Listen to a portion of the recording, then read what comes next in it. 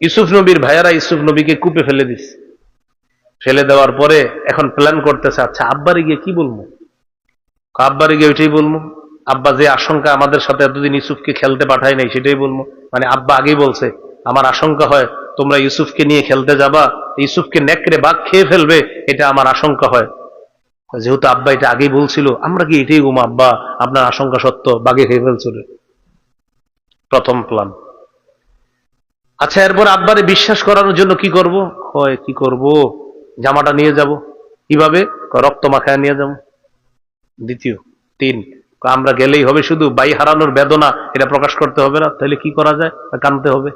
কি করতে হবে? আপনারা বলেন এই কান্না কি সঠিক না মিথ্যা? এবার আল্লাহ কি বলে দেখেন, 12 পারা 16 নম্বর পৃষ্ঠা সূরা ইউসুফ 16 নম্বর আয়াত। আল্লাহ বলেন, ওয়াজাউ আবাহুম ইশাআন ইয়াবকুন। ওয়াজাউ তারা আসলো, ইউসুফ নবীর ভাইয়েরা আসলো, আবাহুম তাদের বাবা ইয়াকুব নবীর কাছে, ইশাআন সন্ধ্যাবেলা, ইয়াবকুনা কান্না করতে করতে। কে বলছে কান্নার কথাটা? আল্লাহ। কে বলছে কান্নার কথা? এখন আপনারাই বলেন ইউসুফ নবীর ভাই, এই ভাইয়ারা যে কান্নাটা করছে এটা কি সঠিক কান্না না মিথ্যা কান্না? তাহলে মিথ্যা বলেও যে কান্না করা যায়, দলিল কোথায় আছে? মিথ্যা বলেও কান্না করা যায়, কোরআনে দলিল আছে। এই জন্য মিথ্যা কথা বললেই আপনি বিশ্বাস করা যাবে না। তাহলে আজকে থেকে শিখলাম, আজাইরা অভিনয় টভিনয় আমাদের দেশে আর চলবে না। মিথ্যা কথা বলে কান্না করা, এটার যে দলিল কোথায় আছে? কোরআনে 12 পারা 16 নম্বর পৃষ্ঠা সূরা ইউসুফ 16 নম্বর আয়াত। ভাইয়েরা বাবার কাছে আসলো, ইশাআন সন্ধ্যাবেলা, ইয়াবকুনা কান্না করতে করতে। তাহলে কান্না যে মিথ্যা কান্না করা যায় এই কথা কোরআনে আছে। সূরাতুত তালাক 1 নম্বর আয়াতের শেষ অংশ তেলাওয়াত করলাম। এই আয়াতে আল্লাহ তাআলা বলেন, এগুলো আল্লাহর স্থিরকৃত সীমারেখা। যে ব্যক্তি আল্লাহর সীমা অতিক্রম করে সে নিজের উপর জুলুম করল। যে আল্লাহর সীমা অতিক্রম করে সে নিজের উপর জুলুম করে। জুলুম ছোট্ট একটি শব্দ, বড় বিপজ্জনক শব্দ। জুলুমের বাংলা হলো অত্যাচার, অবিচার, বর্বরতা, পাশবিকতা। জুলুমের ব্যাপারে কয়েকটি কথা মনে রাখবো আমরা। শিরিকের মাধ্যমে জুলুম হয়, লোক দেখানো ইবাদতের মাধ্যমে জুলুম হয়, শরীয়তের বিধান লঙ্ঘন করার মাধ্যমে জুলুম হয়, পাপের মাধ্যমে জুলুম হয়, অন্যের রক্ত, সম্পদ, ইজ্জত ইত্যাদি হরণ করার মাধ্যমে জুলুম হয়, অন্যকে আঘাত করা এটার মাধ্যমে জুলুম হয়, আল্লাহর নামে মিথ্যা কথা বলা জুলুম, মসজিদে বাধা দেওয়া জুলুম। তো প্রথম কথা, শিরিকের মাধ্যমেও জুলুম করা হয়। সূরা বাকারার 54 নম্বর আয়াতে আল্লাহ বলেন, ইয়া কওমি ইন্নাকুম যালামতুম আনফুসাকুম বিত্তিখাযিকুমুল ইজলা। মুসা আলাইহিস সালাতু ওয়াস সালাম তার সম্প্রদায়কে ডেকে বললেন, হে আমার সম্প্রদায়, তোমরা বাছুরকে উপাস্য হিসাবে গ্রহণ করার মাধ্যমে নিজেদের প্রতি জুলুম করেছ। জুলুম মহাপাপ। সূরা লুকমানের 13 নম্বর আয়াতে আল্লাহ তাআলা বলেন, وَإِذْ قَالَ لُقْمَانُ لِابْنِهِ وَهُوَ يَعِظُهُ يَا بُنَيَّ لَا تُشْرِكْ بِاللَّهِ إِنَّ الشِّرْكَ لَظُلْمٌ عَظِيمٌ। স্মরণ করো ওই সময়কে যখন লুকমান তার সন্তানকে বললেন, হে প্রিয় সন্তান, তুমি আল্লাহর সাথে শিরিক করো না, শিরিক মহা জুলুম।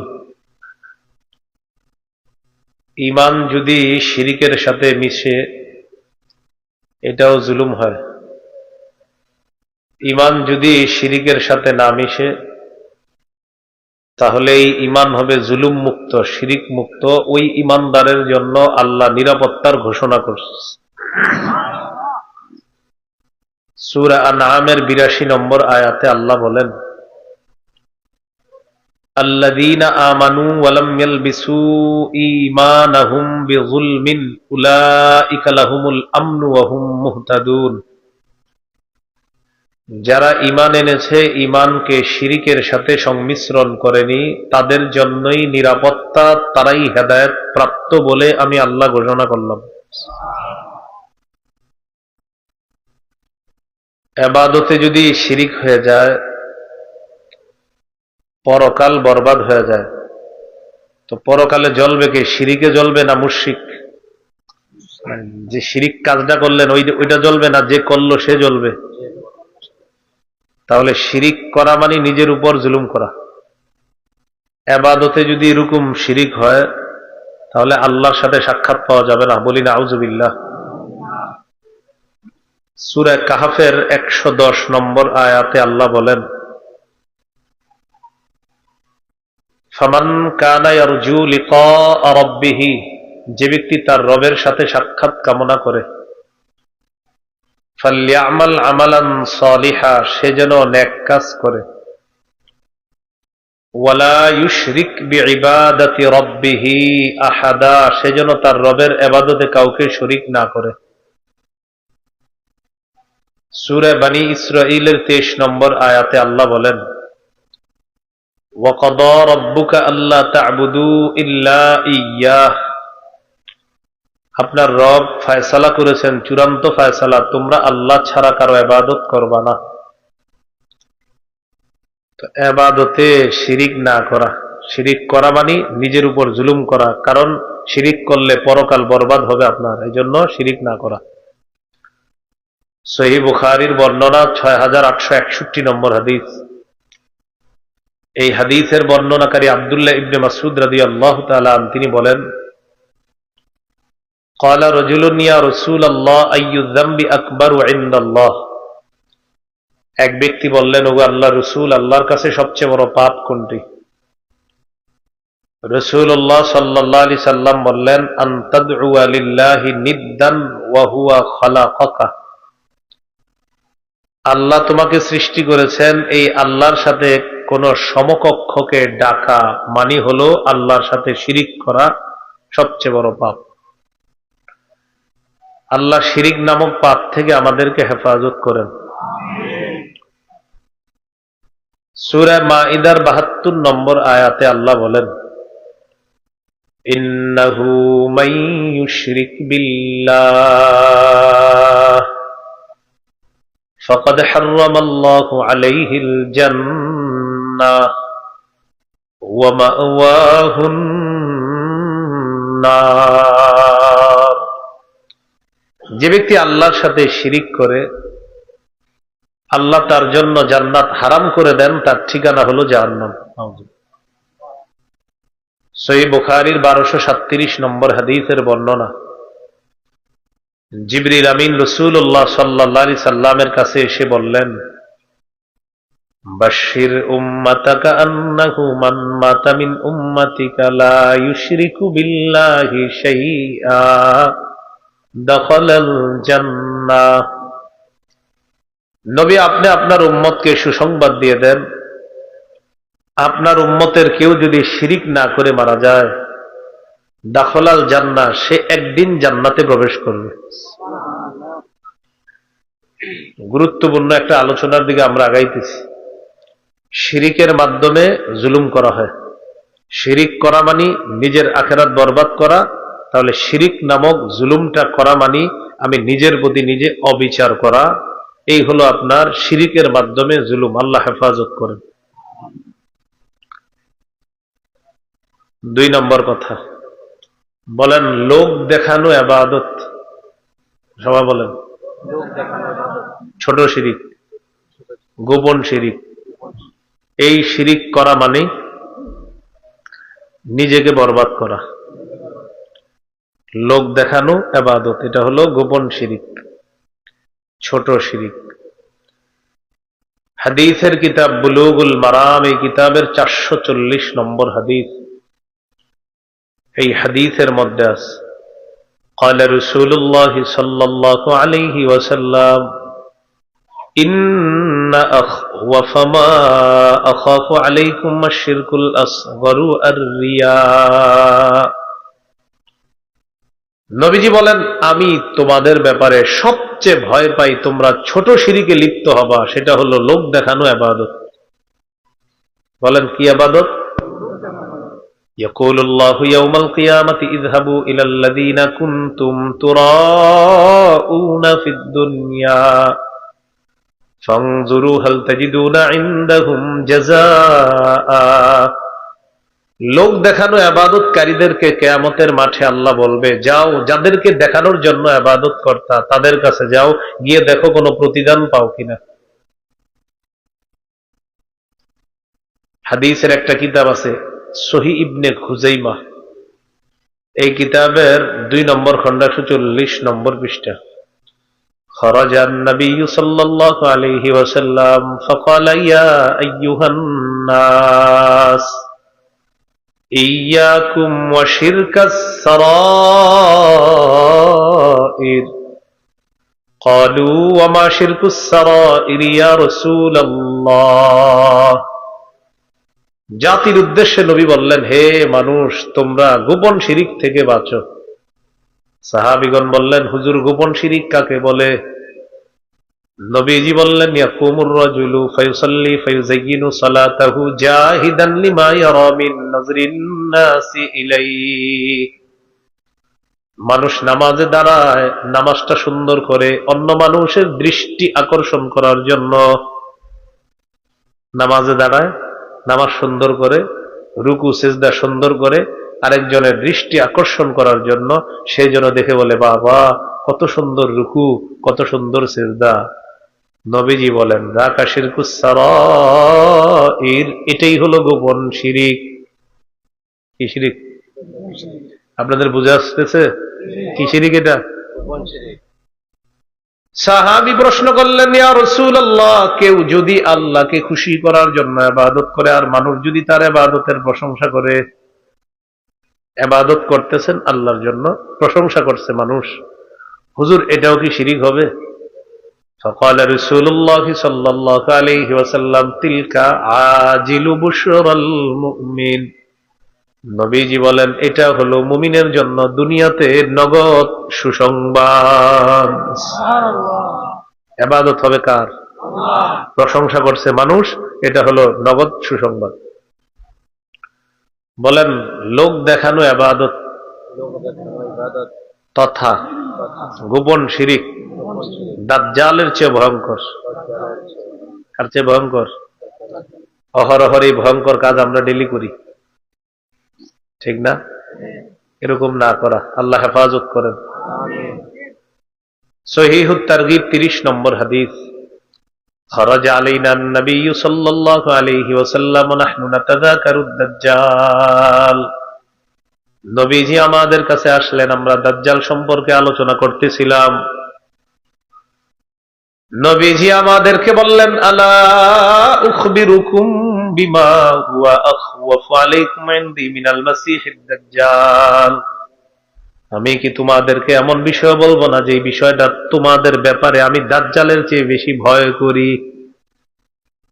তোমরা দাজ্জালের ফিতনায় জড়িয়ে পড়বা, এর চেয়ে বেশি ভয় করি আরেকটা বিষয়। সাহাবীরা অবাক, সেটা আবার কি? নবীজি বললেন, আশ-শিরকুল খাফি, গোপন শিরিক, লোক দেখানো ইবাদতের মধ্যে তোমরা জড়িয়ে পড়বা, এই ভয়টা আমি দাজ্জালের চেয়ে বেশি ভয় পাই। দাজ্জালের ফিতনায় তোমরা পড়বা, এটাও একটা আশঙ্কা আছে আমার, এর চেয়ে বেশি আশঙ্কা আমার উম্মত দলে দলে তোমরা গোপন শিরিক, লোক দেখানো ইবাদতের মধ্যে লিপ্ত হয়ে যাবা। বলি নাউযুবিল্লাহ। তো এই অহরহর শিরিকটা আমাদের অনেকের হয়ে যায়। সবার এক এক মাকসাদ। আলোচক যারা, তাদের এক মাকসাদ, শ্রোতা তাদের এক মাকসাদ, আয়োজক তাদের এক মাকসাদ, সবার এক এক মাকসাদ। আলোচক আলোচনা থেকে নেমে জনগণকে বলে, আজকে মানুষের মুসাফায় নিজেকে ধন্য মনে করলাম। প্রচুর মানুষ আমার সাথে মুসাফা করতেছে, এটা আবার ফেসবুকে দিতেছি, মানে এটা কি আল্লাহর জন্য করলাম?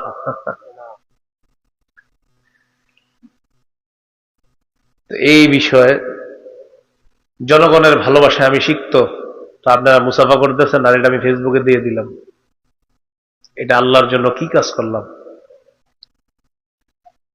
সূরা আনআমের 162 নম্বর আয়াতে আল্লাহ বলেন, কুল ইন্না সালাতি ওয়া নুসুকি ওয়া মাহইয়ায়া ওয়া মামাতি লিল্লাহি রাব্বিল আলামিন।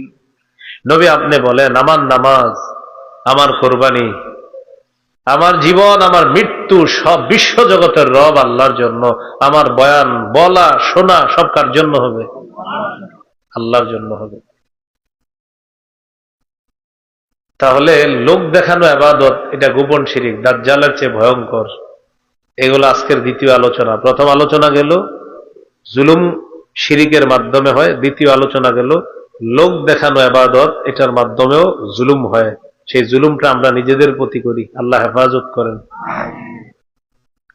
3 নম্বর আলোচনা, পাপের মাধ্যমেও নিজের উপর জুলুম করা হয়। যত পাপ করি এর মানে হলো নিজেদের উপর আমরা জুলুম করি। পাপের মাধ্যমেও কি করি? নিজেদের উপর জুলুম করি, আল্লাহ হেফাজত করেন।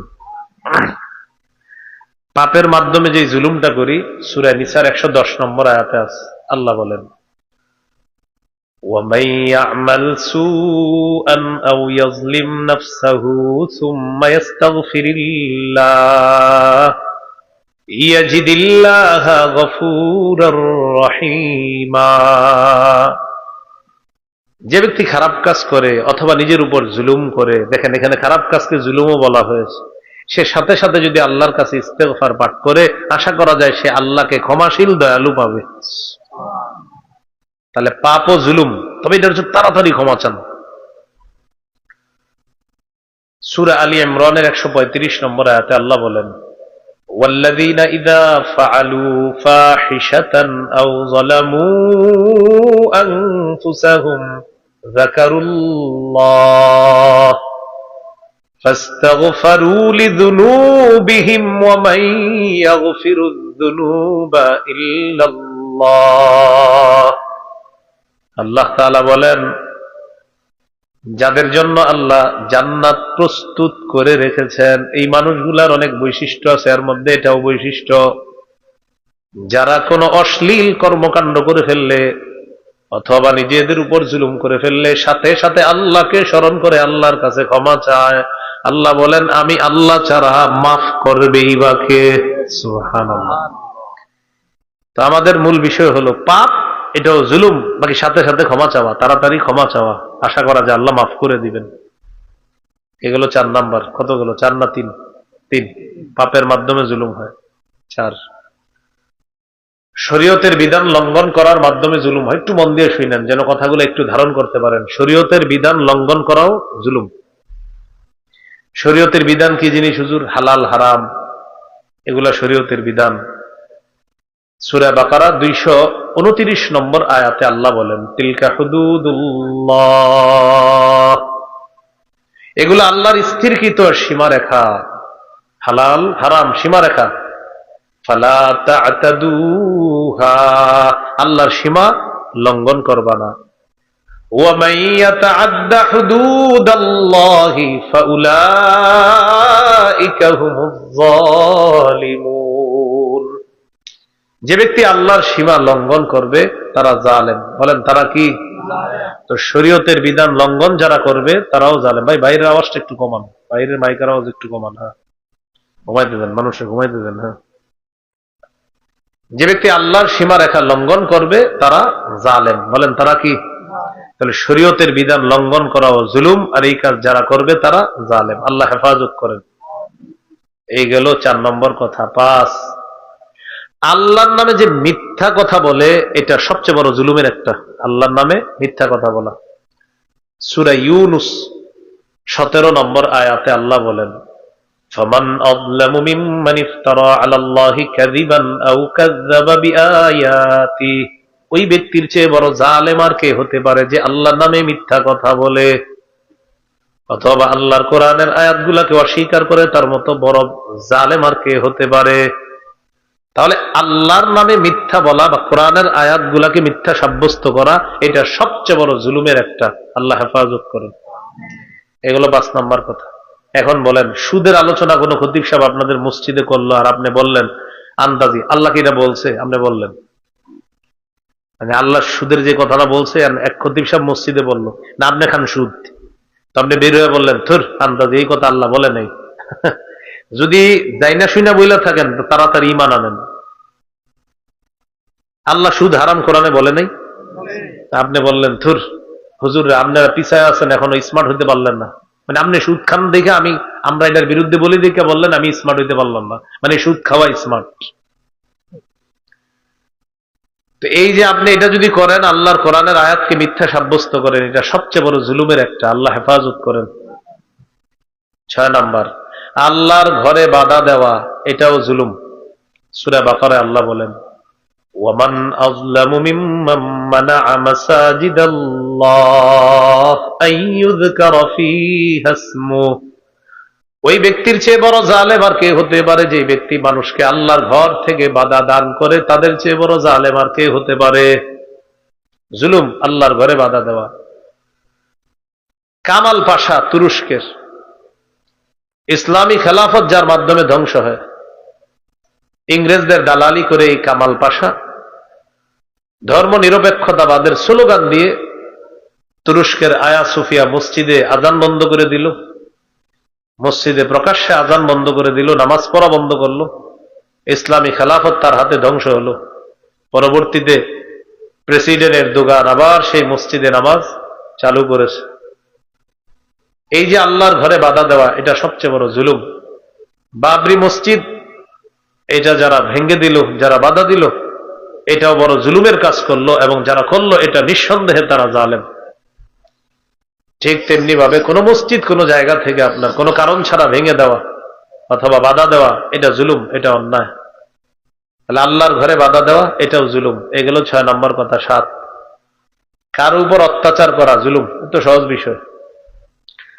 এখন আপনাদের একটা প্রশ্ন আসবে, হুজুর অন্যের উপর অত্যাচার করা মানে নিজের উপর জুলুম, এটা কেমনে?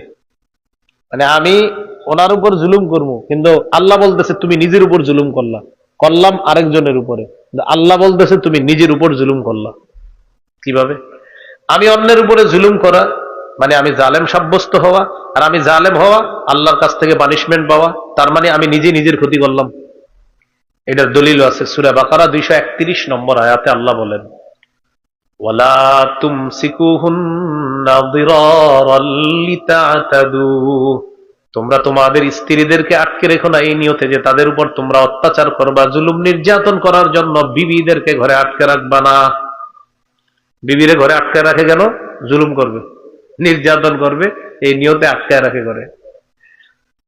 আল্লাহ তাআলা বলেন ওয়ামাইয়াফআল যালিকা ফাকাদ যালামা নাফসা, যে ব্যক্তি এমনটি করবে, স্ত্রীকে আটকে রেখে জুলুম নির্যাতন করবে, সে কেমন যেন প্রকারান্তরে নিজের উপর জুলুম করলো। কি বলে দেখেন, যে ব্যক্তি স্ত্রীকে আটকে রেখে তার উপর জুলুম করে, সে কেমন যেন নিজের উপর জুলুম করলো। তাহলে অন্যের উপর জুলুম করা মানে নিজের উপর জুলুম করা। অনেক স্বামী আছে স্ত্রীদেরকে শুধু পিটায়, আটকায় রাখে আর পিটায়, মানে আর কাজ হলো খালি মারবো, ইস্যু খোঁজে আর পিটায়। এটা অন্যায়, এটা ঠিক না। এই গেল 7 নম্বর কথা, কার উপরে জুলুম না করা। 8 নাম্বার, অন্যের রক্ত প্রবাহিত করা, অন্যের সম্পদ, অন্যের মান সম্মান হরণ করা মানেও তার উপর জুলুম করা। ভাই আওয়াজটা একটু কমান, আর একটু বাড়ায়, নামাজ কমান। যেমন সহিহ বুখারীর বর্ণনা 2449 নম্বর হাদিস, 2449, এই হাদিসের মধ্যে আছে। ভাই মাইকের আওয়াজ কম হইলেও ওনারা আপনারা ধরেন না, কিন্তু আমি বলতেছি কমাই দিতে। মাইক ম্যানরা আওয়াজ বাড়ায় কেন জানেন? আপনাদের কারণে। আপনারা আবার ধরবেন তোর মাইকে আওয়াজ নেই, আমি বলতেছি আপনি একটু কমায় দেন, কেউ আপনার কিছু বলবে না।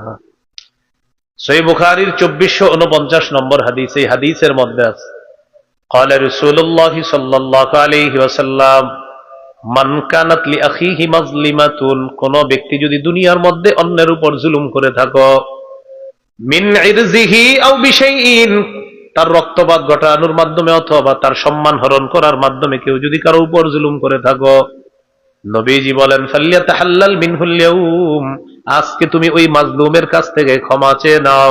বুঝেন কথাটা? নবীজি বললেন তোমাদের মধ্যে কেউ যদি অন্যের উপর জুলুম করে থাকে সম্মান হরণ করার মাধ্যমে, ইজ্জত হরণ করার মাধ্যমে, অথবা অন্যের গীবত করার মাধ্যমে যদি জুলুম করে থাকে, অথবা অন্যের সম্পদ হরণ করার মাধ্যমে যদি জুলুম করে থাকে, নবী বলেন তাকে জানা দাও সে যেন আজকেই মাজলুমের কাছ থেকে মুক্তি নিয়ে নেয়। ক্বাবলা আন লা ইয়াকুনা লাহু দীনারুন ওয়ালা দিরহাম, ওই দিন আসার পূর্বে, যেই দিন তার টাকা পয়সা স্বর্ণ রূপা অর্থ প্রভাব প্রতিপত্তি কোনো কাজে আসবে না, ওই দিন আসার আগে জালেমকে বলে দাও মাজলুমের কাছ থেকে মুক্ত হয়ে যাওয়ার জন্য দুনিয়াতে। নবীজি একদিন সাহাবীদেরকে বলতেছেন, শোনো, মক্কা যেমন সম্মানিত, জিলহজ মাস যেমন সম্মানিত, জিলহজের 10 তারিখ যেমন সম্মানিত, সাহাবীদেরকে বিদায় হজে নবীজি বলতেছেন, আমি আজকে ঘোষণা করলাম এক মুসলমান আরেক মুসলমানের কাছে তার রক্ত, তার সম্পদ, তার ইজ্জত আমি নবী মক্কা, জিলহজ মাস আর জিলহজের 10 তারিখের মতো সম্মানিত বলে ঘোষণা করলাম। একটা মুমিনের রক্ত সে মক্কা শহরের মতো সম্মানিত। তো নবী বলেন এটা তোমরা হরণ করবা না, কোন মুসলমান ভাইয়ের রক্ত, কোন মুসলমান ভাইয়ের ইজ্জত, তার সম্পদ তোমরা হরণ করবা না। যদি করে থাকো আজকে তাড়াতাড়ি মাপ চাও, আজকে ক্ষমা চেয়ে নাও। এই গেল 8 নাম্বার কথা।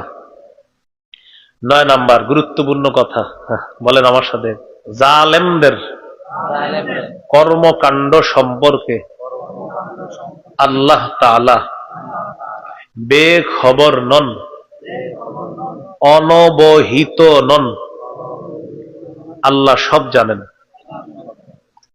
তাহলে 9 নাম্বার, এখন থেকে কিছু কিছু জায়গায় বলতে হবে আপনাদের, গুরুত্বপূর্ণ কথাগুলোর দিকে আমরা আস্তে আস্তে এগিয়ে যাচ্ছি। দেখেন কি বলে, জালেমদের কর্মকাণ্ড সম্পর্কে আল্লাহ বেখবর নন, সব জানেন। সব জালেমদের কানে কানে গিয়ে বলে দিবেন, জালেম ভাইয়া আল্লাহ কিন্তু সব জানে।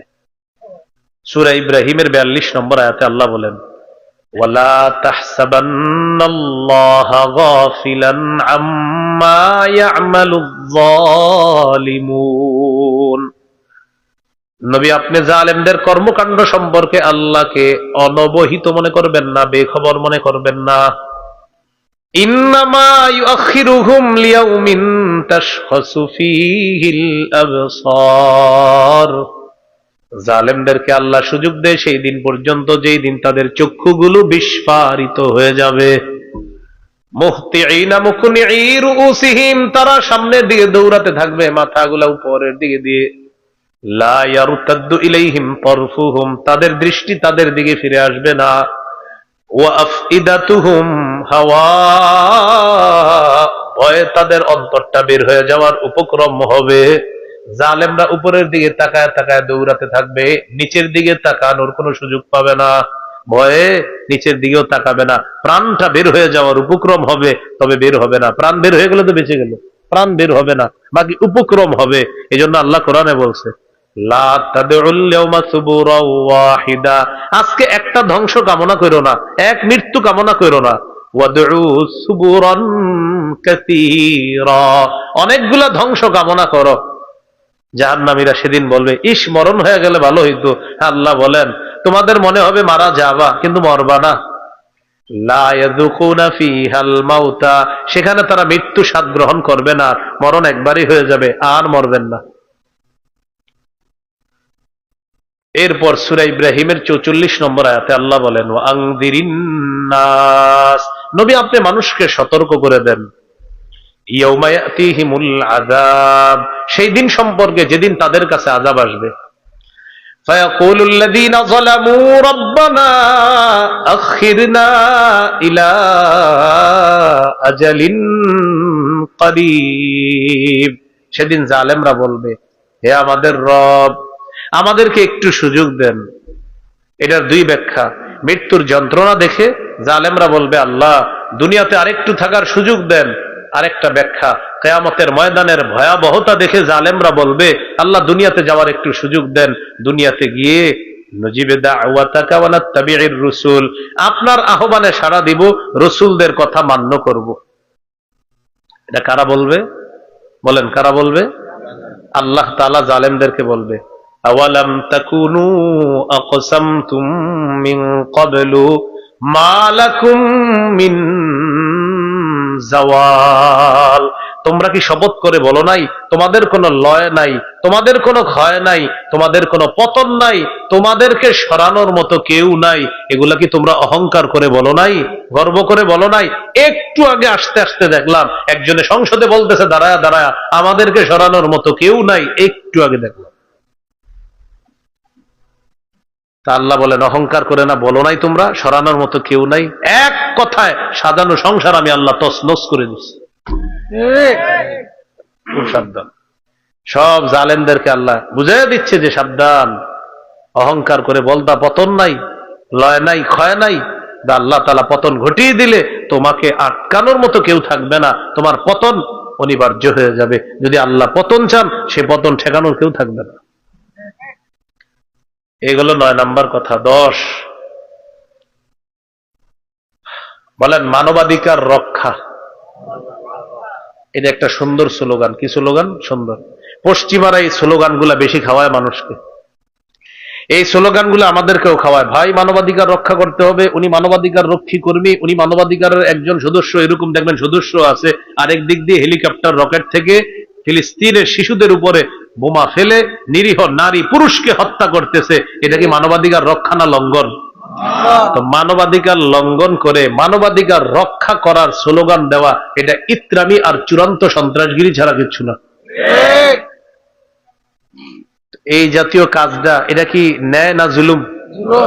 সূরা মাইদার 32 নম্বর আয়াতে আল্লাহ বলেন, মান কাতালা নাফসাম বিগাইরি নাফসিন আও ফাসাদিন ফিল আরদ ফাকান্নামা কাতালান নাসা জামিআ।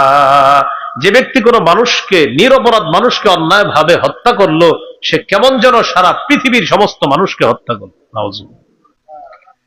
11 নাম্বার ডেমোক্রেসি, সমাজবাদ, পুঁজিবাদ, বহুত্ববাদ, কচুত্ববাদ। এটা আমি নিজে বানাইছি। কচুত্ববাদ ইত্যাদি বাদের নাম দিয়ে কিছু মানুষ ক্ষমতায় আসে।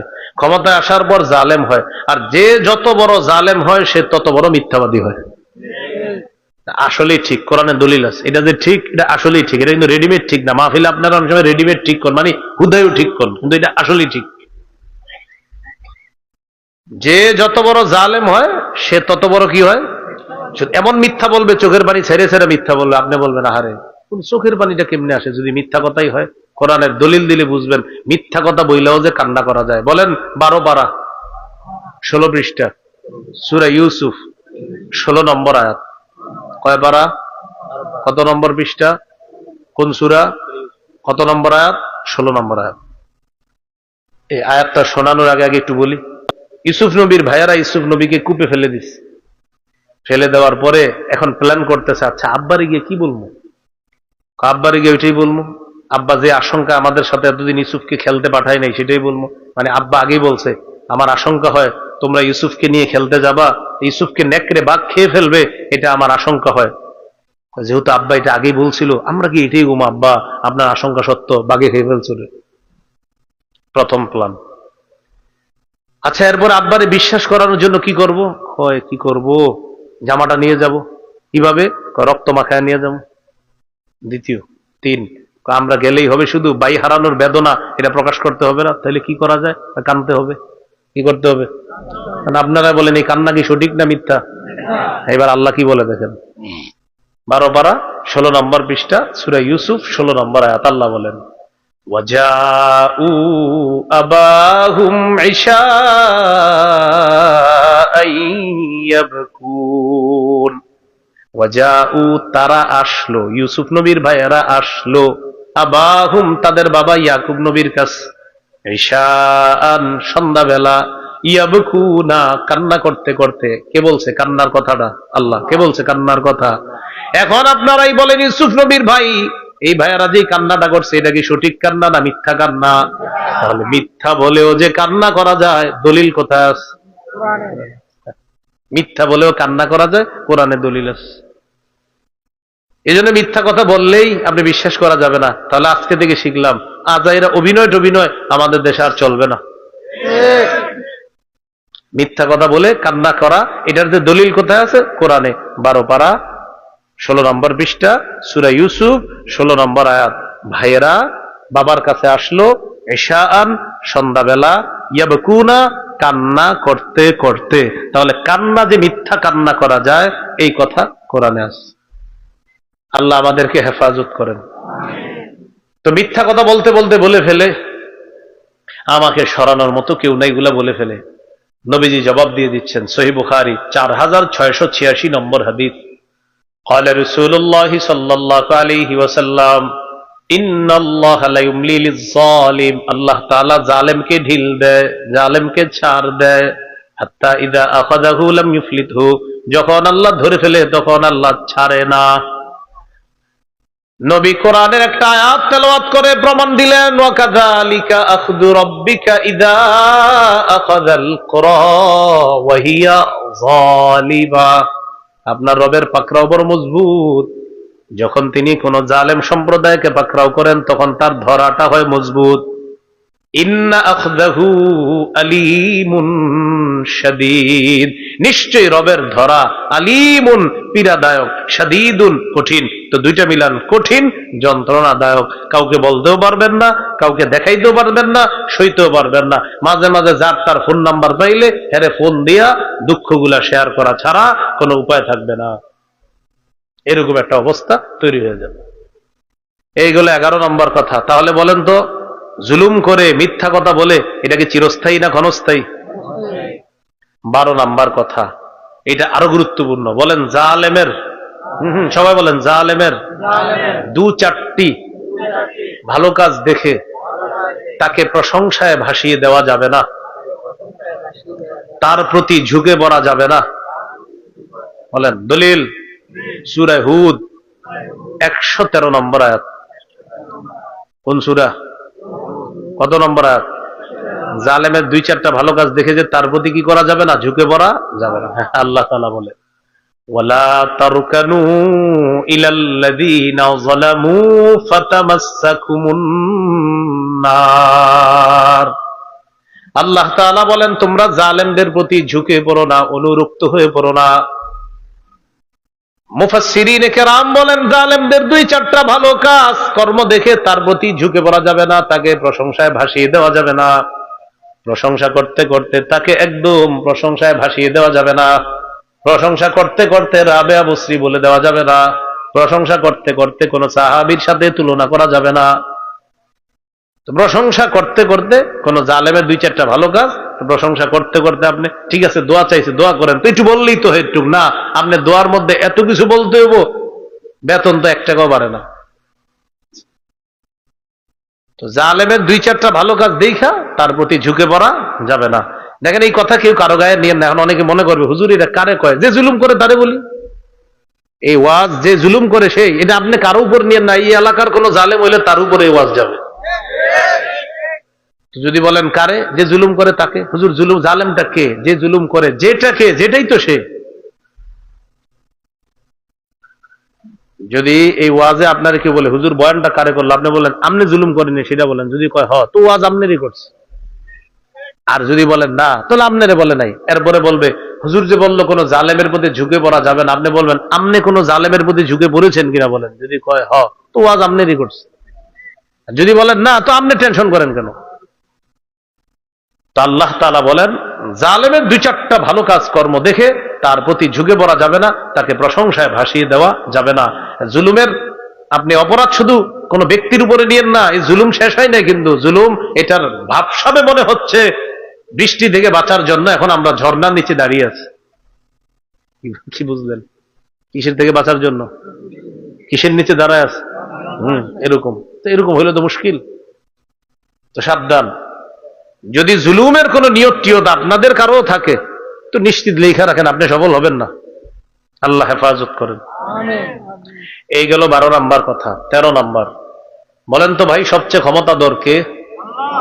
আল্লাহ তাআলা নিজের উপর হারাম করে নিয়েছেন, আল্লাহ কারো উপর জুলুম করেন না। সহিহ মুসলিমের বর্ণনা 2577 নম্বর হাদিস, 2577। قال رسول الله صلى الله عليه وسلم قال الله عز وجل في الحديث القدسي হাদিসে কুদসির মধ্যে আল্লাহ বলেন ইয়া ইবাদি ইন্নী হারামতুজ যুলমা আলা নাফসি ওয়া জাআলতুহু বাইনাকুম মুহাররামা ফালা তাযালামু। হে আমার বান্দারা, আমি আল্লাহ নিজের উপর জুলুম করা হারাম করে নিয়েছি, তোমাদের উপর হারাম করে দিলাম, তোমরা একে অপরের উপর জুলুম করবা না। বলেন আমার সাথে, খালেক, জুলুম করা নিজের উপর হারাম করে নিয়েছেন, মাখলুকের উপর হারাম করে দিয়েছেন। তাহলে খালেক সবচেয়ে ক্ষমতাধর, তিনি জুলুম করা হারাম করে নিয়েছেন। মাখলুককে একটু ক্ষমতা দিলে, কালকে পর্যন্ত ভদ্র ছিল, যেই আজকে এরকম চাপো, আরে ভাই এমন করেন কেন, পাওয়ারে আছে। কিসের পাওয়ারে আছেন আপনার? আল্লাহ পাওয়ার দিচ্ছে, শুকরিয়া আদায় করেন। নেতৃত্ব দায়িত্ব পাওয়া শুকরিয়ার বিষয়, এটা জুলুম জালেম হওয়ার বিষয় না, এটা জুলুম করার বিষয় না। তাহলে সবচেয়ে ক্ষমতাধর কে? আল্লাহ। আল্লাহ কারো প্রতি কি করেন না? জুলুম করেন না। কিয়ামতের ময়দানে আল্লাহ আমল নামা মাপবে, দাড়ি পাল্লা করবে না। একটু বুঝেন কথাটা। আচ্ছা, দাড়ি পাল্লা কি দরকার রবের? আল্লাহ বলে দিলেই তো হবে আমাদেরকে, এই আপনি ভালো কাজ করছেন, আপনি জান্নাতি, এই তুমি খারাপ কাজ করছো, তুমি জাহান্নামী। কারণ আল্লাহ সাক্ষী হিসাবে সবচেয়ে বড় যথেষ্ট। এরপরেও আল্লাহ ওজনের পাল্লাটা কেন স্থাপন করবেন কিয়ামতের ময়দানে? ওজনের পাল্লা আল্লাহ এই কারণে স্থাপন করবেন, প্রত্যেককে আল্লাহ দেখায় দিবেন, দেখো আমি আল্লাহ কারো প্রতি জুলুম করি না, আমি আল্লাহ ইনসাফ করি। ইনসাফটা দেখানোর জন্য দাড়ি পাল্লা স্থাপন করবেন, যেন প্রত্যেকটা মানুষ বুঝতে পারে আমার রব আমার উপর মোটেই জুলুম করেন না, যেটা করেছেন সেটাই ইনসাফ। যাকে জাহান্নামে দিবে ও বুঝবে এটা রব ইনসাফ করছে। এই জন্য ইনসাফের পাল্লা, দাড়ি পাল্লা আল্লাহ কায়েম করবে কিয়ামতের মাঠে। তো সবচেয়ে ক্ষমতাধর আল্লাহ, আল্লাহ কারোর প্রতি কি করেন না? জুলুম করেন না। 14 নম্বর, এটাও আমার সাথে একটু বলেন। বলেন, অতীতে বহু জাতিকে জুলুম করার অপরাধে আল্লাহ ধ্বংস করে দিয়েছেন। এখনো চাইলে যে কোনো জালেমকে শায়েস্তা করা আল্লাহর কাছে কোনো ব্যাপার না। সূরা ইউনুস 13 নম্বর আয়াত। কোন সূরা? কত নম্বর আয়াত? 13। আল্লাহ বলেন, ওয়ালাকাদ আহলাকনাল কুরুনা মিন ক্বাবলিকুম লাম্মা যালামু। তোমাদের পূর্বে বহু জাতিকে আমি ধ্বংস করে দিয়েছি যখন তারা জুলুম করেছে। আল্লাহ আমাদেরকে বলেন, তোমাদেরকে উপদেশ দিচ্ছি আমি আল্লাহ। কোরআনে কেন বললাম তোমাদের পূর্বে বহু জাতিকে আমি জুলুম করার কারণে ধ্বংস করে দিয়েছি? আল্লাহ বুঝাইতে চায় তোমরাও জুলুম করবা না, জুলুম করলে আমি আল্লাহ ধরলে কিন্তু ছেড়ে দিব না। না হয় এটা কেন বললেন যে তোমাদের পূর্বে বহু জাতিকে আমি ধ্বংস করেছি জুলুমের অপরাধে? আচ্ছা, আমাদেরকে এটা জানাইলেন কেন? আল্লাহ জানাইছে এই কারণে, জুলুম করো না, করলে ওদের মতো তোমাকেও ধরবো। এইগুলো 14 নম্বর কথা। 15, জুলুম করা আল্লাহর নিষেধ। বলেন, জুলুম করা কার নিষেধ? জুমার দিন খতিব সাহেব দ্বিতীয় খুতবায়, আগামীকালকেও পড়বে, দেখবেন শেষের দিকে সূরা নাহলের 90 নম্বর আয়াত। আল্লাহ বলেন, ইন্নাল্লাহা ইয়া'মুরু বিল আদলি ওয়াল ইহসান ওয়া ইতা'i যিল কুরবা ওয়া ইয়ানহা আনিল ফাহশাই ওয়াল মুনকারি ওয়াল বাগই। খতিব সাহেব প্রত্যেক জুমায় শেষের খুতবা আপনাদেরকে স্মরণ করিয়ে দিচ্ছে, মানুষ শোনো, আল্লাহ তোমাদেরকে আদেশ করতেছেন বিল আদলি, ইনসাফ করার আদেশ করতেছেন, ওয়াল ইহসান, পরের উপকার করার আদেশ করতেছেন, ওয়া ইতা'i যিল কুরবা, নিকটাত্মীয় যারা তাদের হক আদায় করার আদেশ করতেছেন, ওয়া ইয়ানহা আনিল ফাহশাই ওয়াল মুনকারি ওয়াল বাগই, অশ্লীল কাজ থেকে আল্লাহ নিষেধ করেন, অপছন্দনীয় কাজ থেকে আল্লাহ নিষেধ করেন, সীমা লঙ্ঘন জুলুম করতে আল্লাহ নিষেধ করেন। পরে কি বলে হুজুরে? পরে দেখবেন আল্লাহর কথাটাই পরে, ইয়াইজুকুম, আল্লাহ তোমাদেরকে ওয়াজ করতেছে। সুবহানাল্লাহ। বলেন, জুলুম যে করব না, ওয়াজটা কে করতেছে? আল্লাহ। কেন? লাআল্লাকুম তাযাক্কারুন, যাতে তোমরা উপদেশ গ্রহণ করতে পারো, ভবিষ্যতে যেন ইনসাফ করতে পারো, আর জুলুম যেন না করো। প্রতি জুমায় স্মরণ করায় দেওয়া হচ্ছে, এ মানুষ ইনসাফ করো, জুলুম করো না। প্রতি জুমায় খুতবাটা শুনি, সবাই শুনি, ক্ষমতার মধ্যে যারা থাকি তারাও গিয়ে খুতবাটা শুনি। শোনার পরে মসজিদে হুজুরের খুতবা শেষ হইলে হুজুর দাঁড়ান, কিছু কথা আছে। তো কি শুনলেন একটু আগে? আল্লাহরা বলেন ইনসাফ করতে, আল্লাহ না জুলুম করতে নিষেধ করছেন? বাকি আমরা তো সবাই শুনি না খুতবাটা। দ্বিতীয় খুতবায় হুজুর এটা বললে কিছু ছেলে আছে মসজিদের সামনে দাঁড়ায় গল্প করে জানামাজ নিয়ে, যেই হুজুরে ফাজ কুরুনি কয় দৌড় মসজিদের দিকে, আল্লাহু আকবার। না, এটা ঠিক না, এটা অন্যায়। মানে আপনার আমার পক্ষে সমর্থন দিয়েছেন, এটা ঠিক, এই কাজটা অন্যায়। দুই খুতবা আপনি শুনতে হবে মসজিদের সামনে দাঁড়ায় দাঁড়া ছেলেগুলা গল্প করে, যেই হুজুরে বলে ফাজ কুরুনি আযকুরকুম, এর মানে হলো হুজুরের নামাজে দাঁড়াবে, আল্লাহু আকবার। এটা করেন না। তাহলে আজকে আমরা জেনে ফেললাম যে হুজুরে যখন শেষে আয়াতটা পড়ে, এর মানে এই আয়াতে আল্লাহ বলছেন ইনসাফ করো, জুলুম করবা না। এটা মন দিয়ে এখন থেকে যত জুমা আল্লাহ বাঁচায় রাখবে, মন দিয়ে দুই খুতবা শুনবো ইনশাআল্লাহ। এগুলো 15 নাম্বার, জুলুম করা আল্লাহ নিষেধ। 16 নাম্বার, বলেন জালেমরা কিছুদিন ভালো ফলাফল দেখলেও চূড়ান্ত পরিণতি ব্যর্থ হওয়া। মানে কিছুকাল দেখবেন যে আপনি ভালো আছেন, কিন্তু চূড়ান্ত পরিণতি ব্যর্থ। সূরা আনআম 135 নম্বর আয়াতে আল্লাহ বলেন, কুল ইয়া কওমি আমালু আলা মাকানাতিকুম ইন্নী আমিলুন ফাসাউফা তা'লামুন মান তাকুনু লাহু আকিবাতুদ দার। আল্লাহ তাআলা বলেন, নবী আপনি বলেন, হে আমার সম্প্রদায়, তোমরা তোমাদের অবস্থানে থেকে কাজ করতে থাকো, আমিও করতে থাকি। অচিরেই জানতে পারবা কিয়ামতের ময়দানে কার জন্য শুভ পরিণতি, কার জন্য অশুভ পরিণতি, অচিরেই তোমরা জানতে পারবা। শেষে কি বলে দেখেন, ইন্নাহু লা ইফলিহুজ জালিমুন, ও জালেম জেনে নাও তোমরা, জালেমরা সফল হবে না। বলেন সবাই, জালেমরা সফল হবে না। আবার জালেমরা সফল হবে না। এই গেল 16 নাম্বার কথা। 17, এটা আমার সাথে একটু বলেন, বলেন মাজলুমের দোয়া বিলম্বে হলেও আল্লাহ কবুল করেন। অতএব প্রত্যেক জালেম সতর্ক থাকতে হবে। তিরমিজির হাদিস 3598 নম্বর হাদিস, 3598। قال رسول الله صلى الله عليه وسلم ثلاثة لا ترد دعوتهم, 3 ব্যক্তির দোয়া ফিরিয়ে দেওয়া হয় না।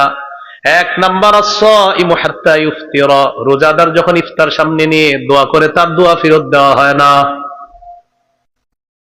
2 নাম্বার আল ইমামুল আদিল, ন্যায়পরায়ণ পুরুষ শাসক। কি শাসক? পুরাটা বলে ন্যায়পরায়ণ শাসক বলি না, বলছি পুরুষ শাসক। ন্যায়পরায়ণ পুরুষ শাসকের দোয়া ফিরিয়ে দেওয়া হয় না। আল্লাহ কিয়ামতের আগে আমাদের দেশে যেন আর কোন নারী প্রধান না হয়। নারী শাসক যেন কি হয়? জোরে বলেন কেন? আবার বলেন, পুরো এলাকারে শোনায় বলেন।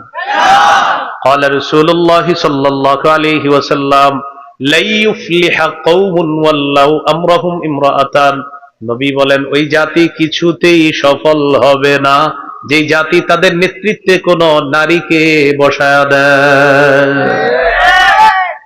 এখন আপনার যদি নিয়ত থাকে না হুজুর আমি আবার নারী চাই, তাহলে এক কাজ করবেন, সমস্যা নেই, একটা পোস্টার বানাবেন, আগামীতেও নারী শাসক দেখতে চাই, নবীর ভাষা অনুযায়ী সারা জীবন হতবাগা থাকতে চাই, লিখে দিবেন না, সমস্যা নাই, আপনি লিখবেন আগামীতেও নারী শাসক দেখতে চাই, কেন না আমি আজীবন হতবাগা থাকতে চাই, কারণ আমার নবী বলেছে, আপনার বুঝে আসুক না আসুক নবীর কথা চূড়ান্ত সত্য কথা।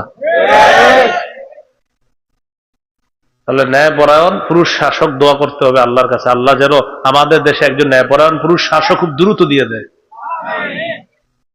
এই জন্য এই দোয়া করবেন। আর ঠিক ঠিক বলার পরে এখান থেকে বের হওয়ার পরে কিছুদিন পরে অনেকে আপনাদের কাছে আসবে, কেউ দিবে 500, কেউ 1000, কেউ 2000, বাস যার যার কাছে ইমানটা বিক্রি করে দিবেন, আর ঠিকগুলো এখানে রেখে দিবেন। কি বলেন? এটাও তো একটা পুরা বিজা কথা। তো নাইলে দেখে এদেরকে কে বসায় এটা কোন? আপনারা সবাই তো বলতেছি না, তাহলে আবার জালেম কিভাবে বসে কোন জালেম? এটা বুঝান আমাদের। কথার কথা আমরা সবাই তো বলি না, তাহলে হাঁটা কে করে? আল্লাহ হেফাজত করেন, দোয়া করেন আল্লাহর কাছে। একজন ন্যায়পরায়ণ পুরুষ শাসক যদি হয় সবার জন্য ভালো হবে। শরিয়া আইন আমাদের দেশে যেন চালু হয়। শরিয়া আইন চায় না তারা কোন না কোন অপরাধে অপরাধী যারা। শরিয়া আইন চায় না তারা কোন না কোন অপরাধে অপরাধী যারা। চোর শরিয়া আইন চাইবে না, হাত কাটা যাবে। জিনা যে করে শরিয়া আইন চাইবে না, ওকে পাথর মারা হবে, ওকে বেত্রাঘাত করা হবে। মাদক যারা ব্যবসা করে এরা শরিয়া আইন চাইবে না, তাদেরকে বেত্রাঘাত করা হবে। এই জন্য কোন অপরাধী শরিয়া আইন চাইবে না। তাই সুন্দর মতো আপনারা একটা গেঞ্জির পিছনে লিখবেন, শরিয়া আইন চায় না তারা কোন না কোন অপরাধে অপরাধী যারা, তারা শরিয়া আইন চায়। কয় ব্যক্তির দোয়া ফেরত দেওয়া হয় না? 1 নাম্বার রোজাদারের দোয়া, 2 নাম্বার ন্যায়পরায়ণ পুরুষ শাসকের দোয়া, 3 নাম্বার ওয়া দাওয়াতুল মাজলুম, মাজলুমের দোয়া। ইয়ারফাউহা আল্লাহু ফাওকাল গামাম, মাজলুমের দোয়াটা আল্লাহ তাআলা মেঘের উপর উঠায় নেয়, মেঘের উপর। কিসের উপর? ওয়া ইফতাহু লাহা আবওয়াবাস সামা, আসমানের সবগুলা দরজা খুলে দেয়। আল্লাহ তাআলা বলেন ওয়া ইজ্জাতি লা আনসুরান্নাকা ওয়ালাউ বা'দা হিন। ও মাজলুম, আল্লাহর কসম, আল্লাহ বলেন আমার ইজ্জতের শপথ, ও মাজলুম, আমি অবশ্যই অবশ্যই বিলম্বে হলেও তোমাকে সাহায্য করব। মাজলুম, আমার ইজ্জতের শপথ, আমি বিলম্বে হলেও তোমাকে সাহায্য করব। কত নাম্বার গেল? 17। 18 নাম্বার বলেন নবীজি সমস্ত দায়িত্বশীলদেরকে আদেশ করেছেন, ও দায়িত্বশীল, মাজলুমের বদদোয়া থেকে বাঁচো। সব দায়িত্বশীলদেরকে এই কথাটা নবীজি বলেছেন। সহিহ বুখারী 1486 1496 নম্বর হাদিস।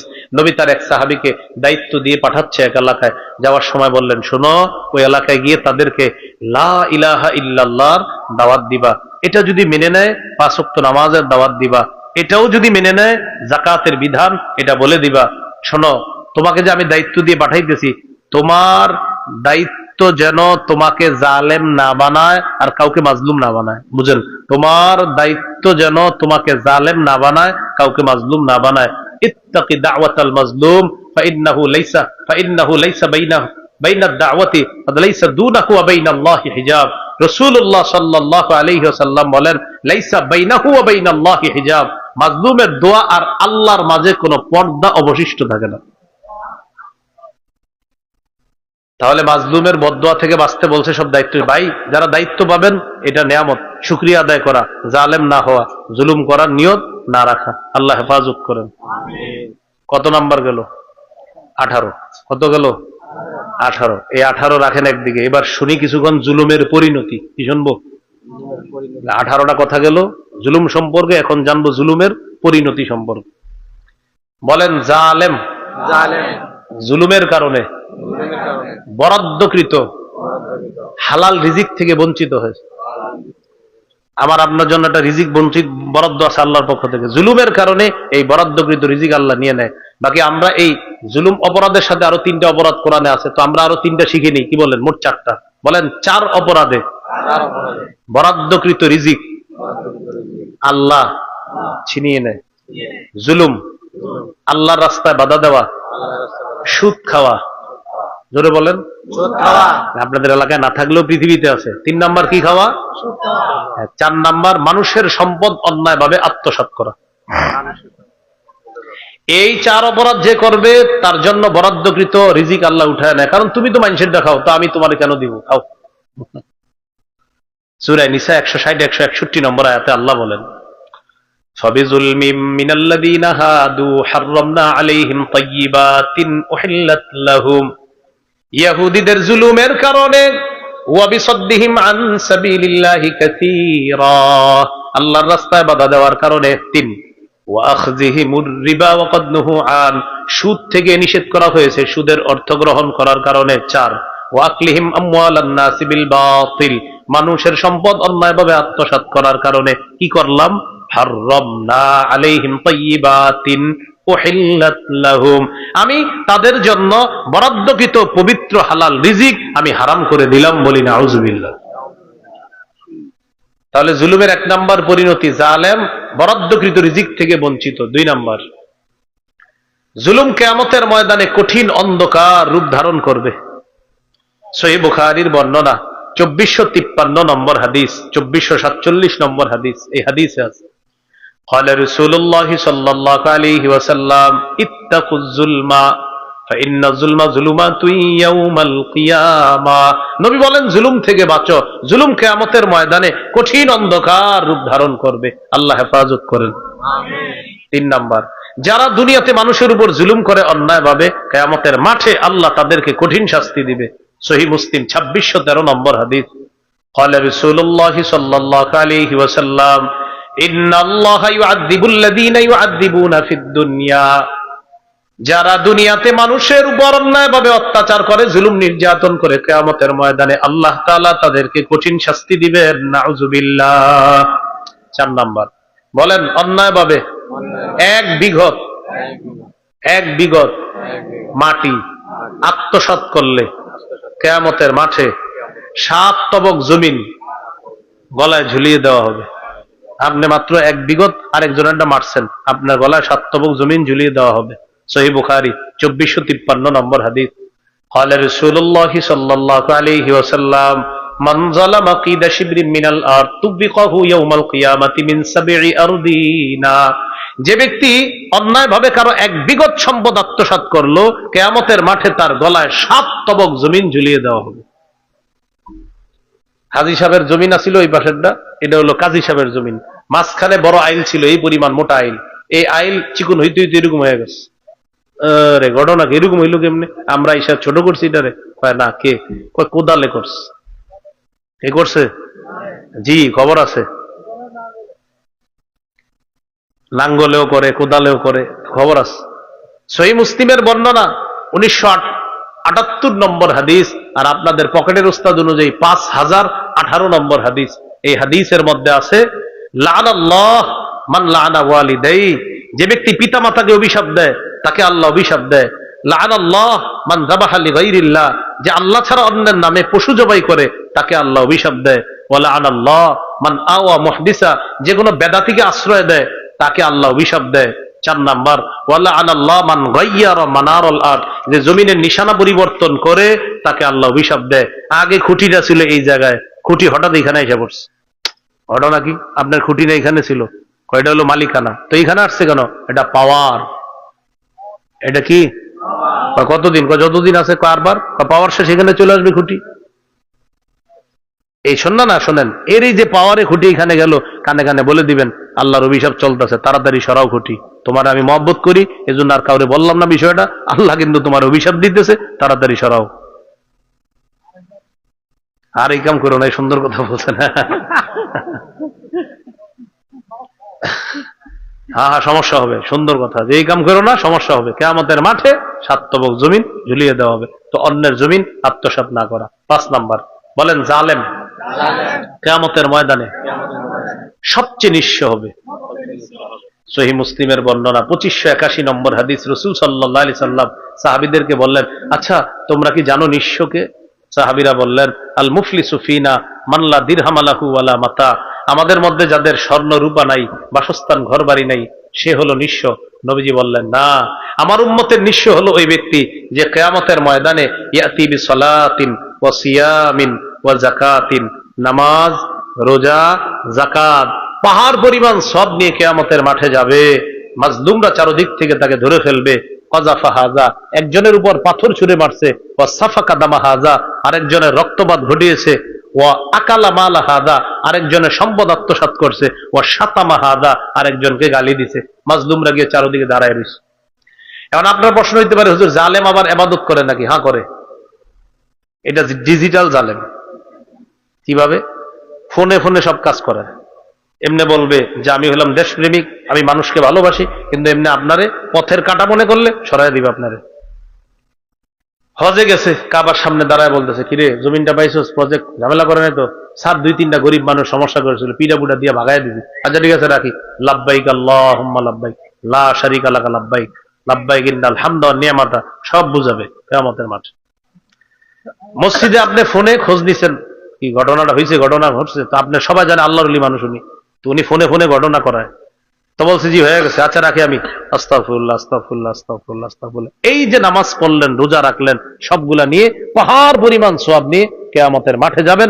মাজলুমরা চারদিক থেকে এসে বলবে, আল্লাহ আমারে গালি দিছিল, আমার রক্তপাত ঘটাইছে, আমার মাল আত্মসাৎ করছে, আল্লাহ আমার জমিন বক্ষণ করছে, ও পাওয়ার দেখা আমার জমিন আত্মসাৎ করছে, ও ভূমিদস্যু, আমি বিচার চাই।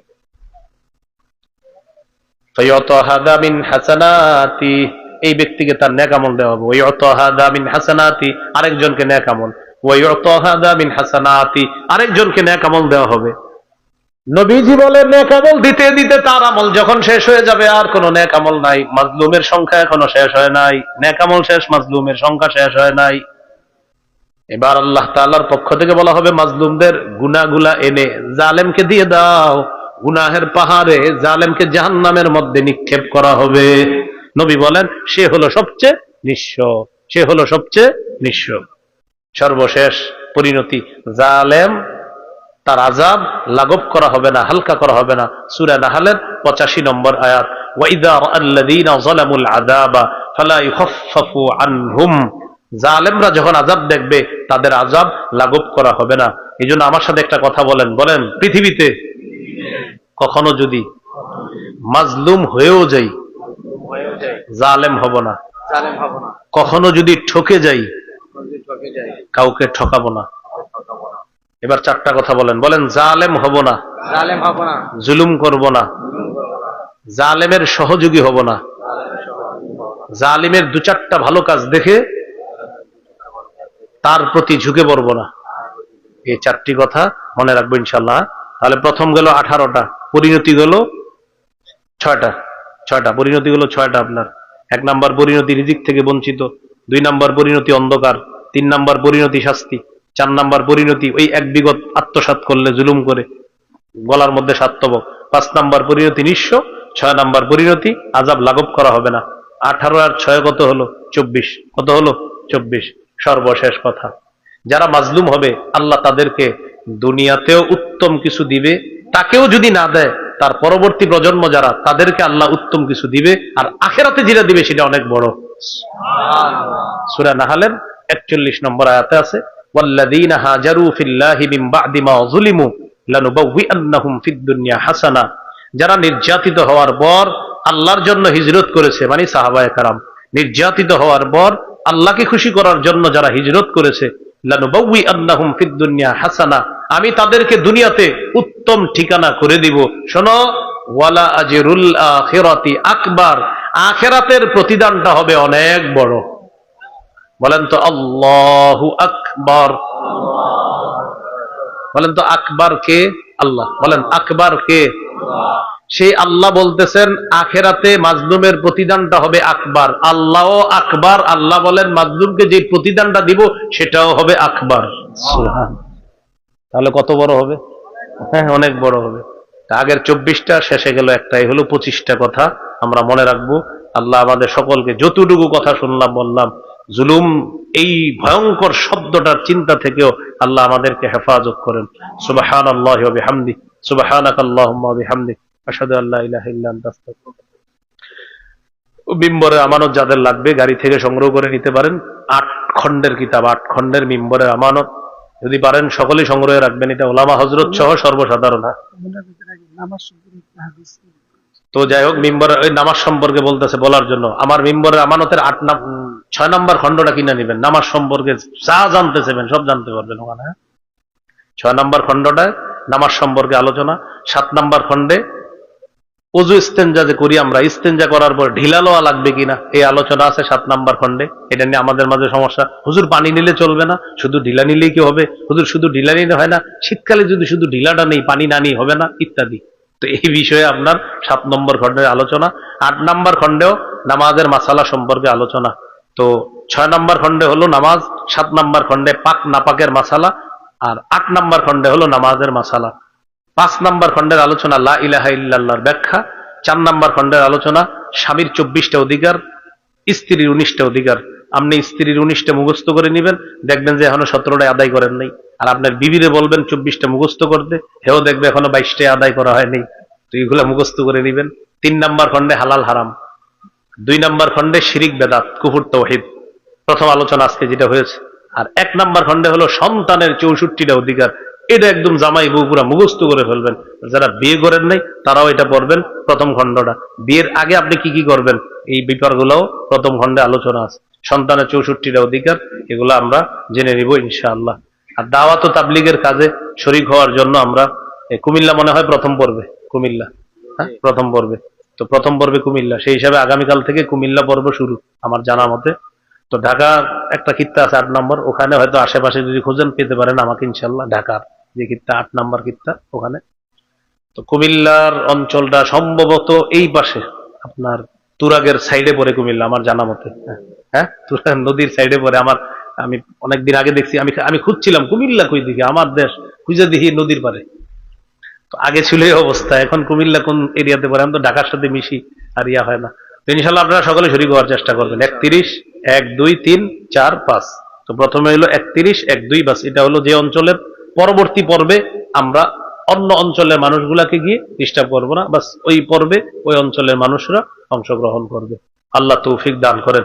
সর্বশেষ নামাজ সম্পর্কে একটা হাদিস বলতে বলা হলো। হুজুর বলছেন, রাসূলুল্লাহ সাল্লাল্লাহু আলাইহি সাল্লাম বলেন, আর আইতুম, তোমরা কি ভেবে দেখেছো, লাউ আন্না নাহরান বিবাবি আহাদিকুম ইয়াগতাসিলু ফীহি কুল্লা ইয়াউমিন 5 মাররাত। খুব মন দিয়ে শুনেন, তোমাদের কারো বাড়ির সামনে একটা পুকুর আছে, ওই পুকুরে এক ব্যক্তি দৈনিক 5 বার গোসল করে, হাল ইয়াবকা মিন দারানিহি শাইউন, তার শরীরে কি কোনো নাপাক থাকবে? বলেন আপনারা, আপনাদের বাড়ির সামনে পুকুর আছে, দৈনিক 5 বার গোসল করলেন, কোনো নাপাক থাকবে? নবীজি বলেন, ফাযালিকা মিসলুস সালাওয়াতিল খামস ইয়ামহুল্লাহু বিহিন্নাল খাতায়া। 5 বার গোসল করলে তোমার বাহ্যিক নাপাকগুলা যেমন দূর হয়ে যায়, 5 ওয়াক্ত নামাজ পড়লে তোমার আভ্যন্তরীণ গুনাহগুলো আল্লাহ ধুয়ে মুছে সাফ করে দিবেন। সুবহানাল্লাহ। আমরা ইনশাআল্লাহ কি পড়বো? নামাজ পড়বো তো ইনশাআল্লাহ। সূরা বাকারা 43 নম্বর আয়াত, আকিমুস সালাহ, নামাজ কায়েম করো। সূরা বাকারা 238 নম্বর আয়াত, হাফিজু আলাস সালাওয়াত, নামাজের প্রতি তোমরা যত্নবান হও। সূরা হুদ 114 নম্বর আয়াত, আকিমিস সালাতা তারাফাইন নাহার ওয়া যুলাফাম মিনাল লাইল ইন্নাল হাসানাতি ইউযহিবনাস সাইয়্যাত। সন্ধ্যা সকালে নামাজ আদায় করো। নামাজ যারা পড়বা, এই নামাজ তোমাদের পাপগুলা মোচন করে দিবে। সূরা আনকাবুত 45 নম্বর আয়াত, ইন্নাস সালাতা তানহা আনিল ফাহশাই ওয়াল মুনকার, নামাজ অশ্লীলতা অপছন্দনীয় কাজ থেকে বিরত থাকে। আজকে এই পর্যন্তই। সুবহানাল্লাহি ওয়া বিহামদিহি, সুবহানাকাল্লাহুম্মা ওয়া বিহামদিকা, আশহাদু আল্লা ইলাহা ইল্লা আনতা আস্তাগফিরুকা।